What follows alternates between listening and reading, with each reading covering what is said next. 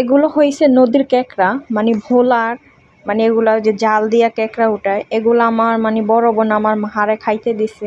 আমার মা অল্প কয়টা খায়া আমার জন্য ঢাকা পাঠিয়ে দিয়েছে।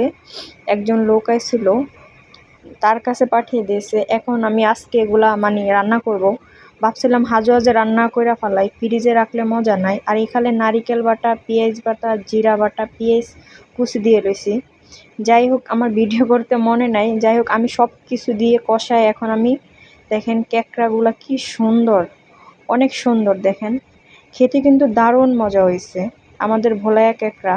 যাই হোক, অবশেষে আমি সব কিছু একদম নারিকেল, পেঁয়াজ, রসুন, আদা, মশলা সব কিছু কষিয়ে ভালো করে পরিমাণ ঝোল দিয়ে দিলাম। আর এখানে বসে বসে আমি সিঙ্গারা খাইতেছি আর রান্না করতেছি। অবশেষে আমার রান্নাটা প্যারা হয়ে গেছে। আর ধনিয়া পাতা না দিলে তো মজা হবে না, এই জন্য আমি এদিকে ধনিয়া পাতাটা ভালো করে ধুয়ে আপনার তরকারিতে দিয়ে দিব।